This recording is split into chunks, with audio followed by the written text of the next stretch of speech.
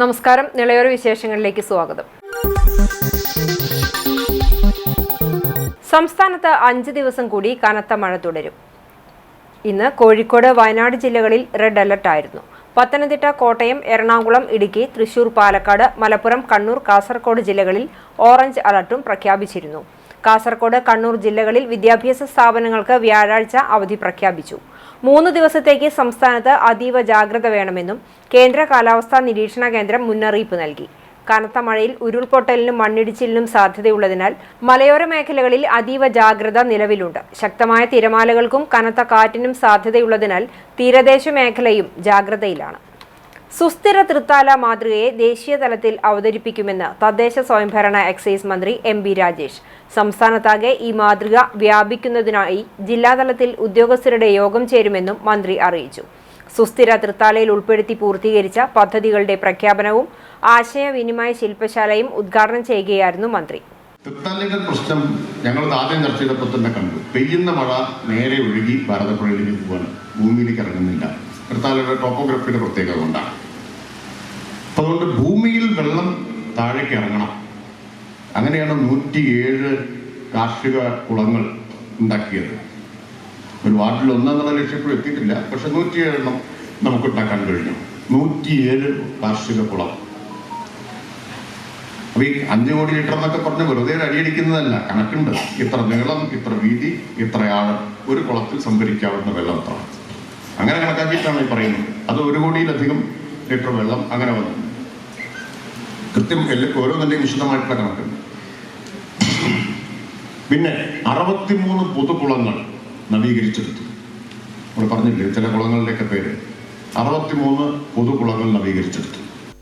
വിവിധ വകുപ്പുകളോടൊപ്പം ജനപ്രതിനിധികളെയും ഏകോപിപ്പിച്ച് സുസ്ഥിര തൃത്താലയെ അടുത്ത ഘട്ടത്തിലേക്ക് കൊണ്ടുപോകും.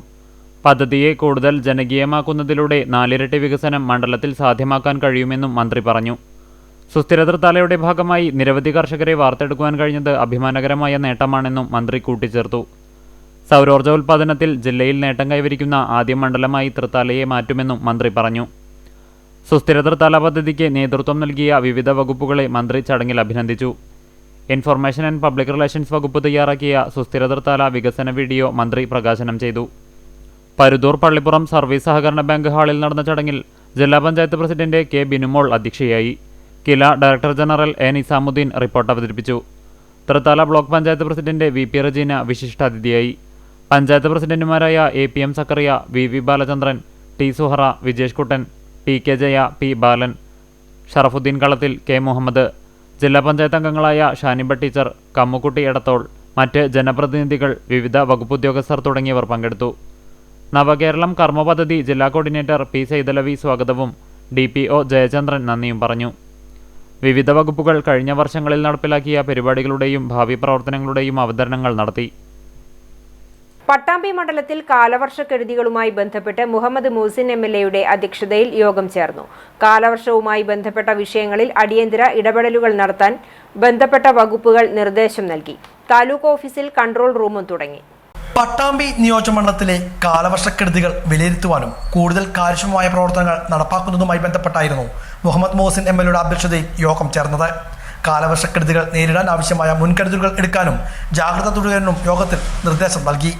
കാലവർഷം തുടങ്ങിയപ്പോഴേക്കും താലൂക്കിൽ വ്യാപകമായ നാശനഷ്ടമാണ് സംഭവിച്ചിരിക്കുന്നത്. നിലവിലെ സ്ഥിതിഗതികൾ യോഗം വിലയിരുത്തി. താലൂക്കിലെ 9 വില്ലേജുകളിലായി 40ഓളം വീടുകൾ ഭാഗികമായി തകർന്നിട്ടുണ്ട്. ഇക്കാര്യങ്ങൾ തഹസിൽദാർ ടി.പി. കിഷോർ യോഗത്തിൽ വിശദീകരിച്ചു. പട്ടാമ്പി നഗരസഭാ പരിധിയിൽ കൂടുതൽ നാശനഷ്ടങ്ങൾ ഉണ്ടായിട്ടില്ലെന്നും ആവശ്യമായ മുൻകരുതലുകൾ സ്വീകരിച്ചു വരുന്നുണ്ടെന്നും നഗരസഭാ ചെയർപേഴ്സൺ ഒ. ലക്ഷ്മിക്കുട്ടി സൂചിപ്പിച്ചു. മരം വീണ് വീടുകളുടെ തകർച്ച, കിണർ ഇടിഞ്ഞു താഴൽ തുടങ്ങിയ സംഭവങ്ങളാണ് താലൂക്കിലെ മിക്കയിടങ്ങളിലും റിപ്പോർട്ട് ചെയ്തിരിക്കുന്നത്. വൈദ്യുതിപ്പോച്ചുകൾ തകർന്നു വീണ സംഭവങ്ങളും വ്യാപകമാണ്. ചില ഇടങ്ങളിൽ കുടുംബങ്ങളെ മാറ്റിപ്പാർപ്പിക്കൽ ഉൾപ്പെടെയുള്ള കാര്യങ്ങൾ നടപ്പാക്കിയതായും പ്രസിഡന്റുമാർ വ്യക്തമാക്കി. 2 പഞ്ചായത്തുകളിലെ ഏകദേശം 10-30ഓളം വീടുകളുടെ ഷട്ടർ തുറക്കാത്തത് കാരണം വെള്ളം കയറുന്ന ഒരവസ്ഥ ഉണ്ട്. നെല്ലായ പഞ്ചായത്തിലും ഏലംകുളം പഞ്ചായത്തിലും. കുലുക്കല്ലൂർ പഞ്ചായത്തിൽ ആ ഷട്ടർ തുറക്കാത്തത് കൊണ്ട് വലിയൊരു ബുദ്ധിമുട്ട് വരില്ല.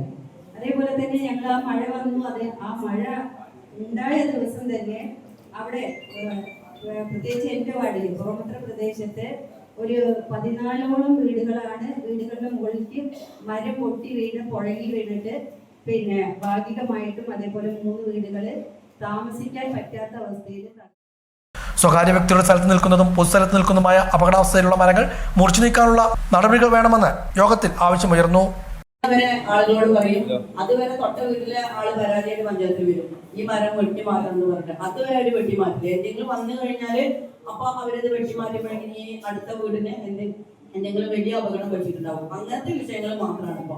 ബാക്കി റോഡിന്റെ സൈഡിൽ നിൽക്കുന്ന ഒട്ടുമിക്ക മരങ്ങളും ഞങ്ങൾ മുറിച്ചു മാറ്റിയിട്ടുണ്ട്. ജീവനക്കാരുടെ കാര്യക്ഷമമായ ഇടപെടൽ മൂലം വൈദ്യുതി തടസ്സം പരിഹരിക്കാൻ പലയിടങ്ങളിലും കഴിഞ്ഞുവെന്നും ഇക്കാര്യത്തിൽ KCB ഉദ്യോഗസ്ഥരെ യോഗത്തിൽ അഭിനന്ദിക്കുകയും ചെയ്തു.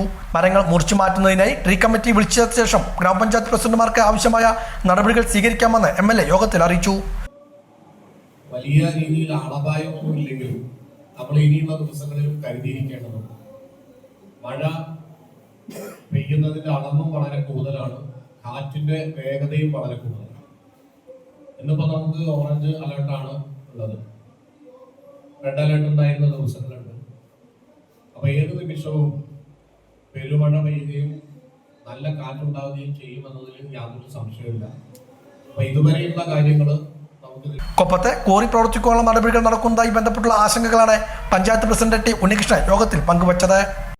കഴിഞ്ഞ വർഷവും അതിന് തൊട്ട് വർഷവും അതിന് തൊട്ട് താഴെയായിട്ട് ഒരു 6 HP മോട്ടറിൽ നിന്ന് വരുന്ന വെള്ളം വളരെ ചൂടോടുകൂടി വരാറുണ്ട്. MLA ഒരു പ്രാവശ്യം വന്ന് നോക്കിയതാണ്.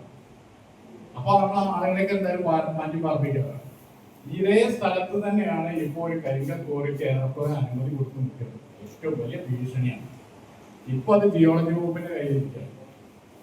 ഇതെല്ലാം ഇങ്ങനെയുള്ള ഒരു സാഹചര്യത്തിൽ അതിനെ ഗൗരവമായി തന്നെ ഇടപെട്ട് ആ കരിങ്കൽ കോറി ഏറ്റവും അത് കോറിയിൽ വന്നെങ്കിൽ അവിടെ പറയാനില്ല. അപ്പൊ അങ്ങനെ ഒരു ഗൗരവമുള്ള വിഷയമുണ്ട്. റോഡിലെ വെള്ളക്കെട്ടും റോഡ് തകർച്ചയുമെല്ലാം യോഗത്തിൽ ചർച്ചയായി. ഇത് പരിഹരിക്കാൻ ആവശ്യമായ നടപടികൾ അടിയന്തരമായി സ്വീകരിക്കാൻ MLA ഉദ്യോഗസ്ഥർക്ക് നിർദ്ദേശം നൽകി. ഡെങ്കിപ്പനി കൂടുന്ന സാഹചര്യത്തിൽ ആവശ്യമായ ജാഗ്രത വേണമെന്നും നിർദ്ദേശമുണ്ടായി. കാലവർഷക്കെടുതിയുമായി ബന്ധപ്പെട്ട വിവരങ്ങൾ അതാത് വില്ലേജ് ഓഫീസർമാരെയും പഞ്ചായത്ത് സെക്രട്ടറിമാരെയും അറിയിക്കണമെന്ന് തഹസിൽദാർ സൂചിപ്പിച്ചു. താലൂക്കിൽ കൺട്രോൾ റൂമും തുറന്നിട്ടുണ്ട്. യോഗത്തിൽ MLAക്ക് പുറമെ chairperson O Lakshmikutty, deputy collector Sajeed, tahsildar TP Kishore, panchayat പ്രസിഡന്റുമാരായ Veeramani, MK Baby Girija, Rathi Gopalakrishnan, T Unnikrishnan, Muthukala panchayat vice president C Mukesh, മറ്റു ജനപ്രതിനിധികൾ, വില്ലേജ് ഓഫീസർമാർ, മറ്റു വകുപ്പ് ഉദ്യോഗസ്ഥർ എന്നിവരും പങ്കെടുത്തു.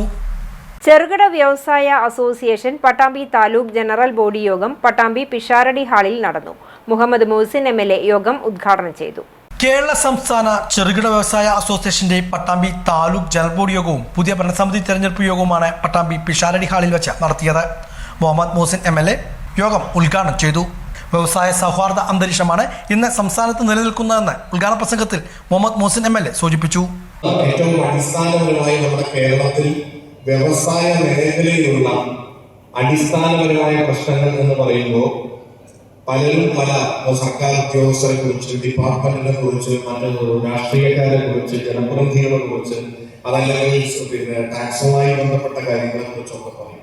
പക്ഷെ കേരളത്തിലെ ഏറ്റവും അടിസ്ഥാനപരമായ പ്രശ്നം എന്ന് പറയുന്നത് മനോഭാവമായി വ്യവസായങ്ങൾ, പ്രത്യേകിച്ച് ചെറുകിട വ്യവസായങ്ങൾ എന്ന് പറയുന്നത് എന്തോ നാട്ടില് ഒരു അപകടം പിടിച്ചൊരു പ്രവർത്തനമാണ് എന്നൊരു പൊതുബോധം നമ്മുടെ നാട്ടിൽ നിലനിൽക്കുന്നു.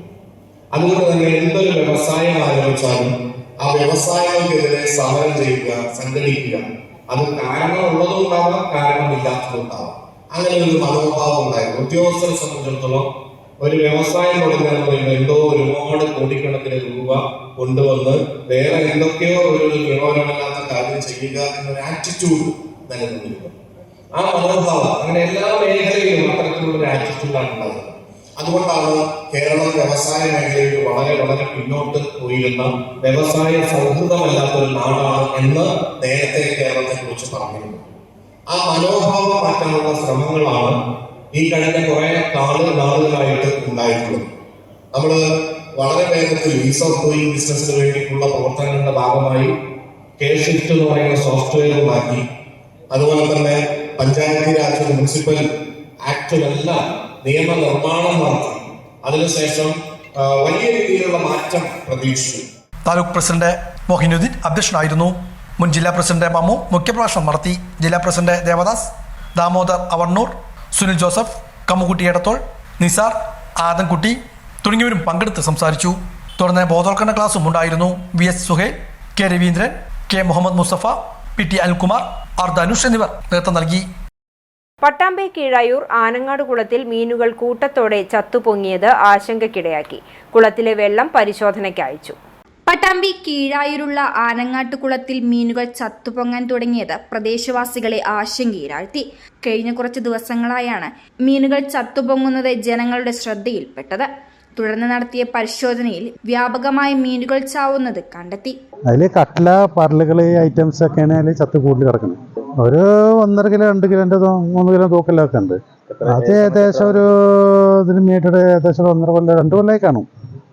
അത്യാവശ്യം ഉണ്ടാവേണ്ടതാണ്. കാരണം എന്താണെന്നുണ്ടെങ്കിൽ ഒരുപാട് ഉണ്ടായിരുന്നതാണ്. കുറേയൊക്കെ ചത്തുപോയിട്ടുണ്ടാവും, കുറേയൊക്കെ പരുന്തുകളും അങ്ങനെയൊക്കെ എടുത്തു കൊണ്ടുപോകണമെന്നില്ലേ, അതേപോലെ എടുത്തു കൊണ്ടുപോകും. വിവരമറിയിച്ചതിനെ തുടർന്ന് പട്ടാമ്പി നഗരസഭയുടെ നേതൃത്വത്തിൽ കുളത്തിലെ വെള്ളവും ചത്തുപൊങ്ങിയ മീനും വിശദ പരിശോധനയ്ക്ക് അയച്ചു.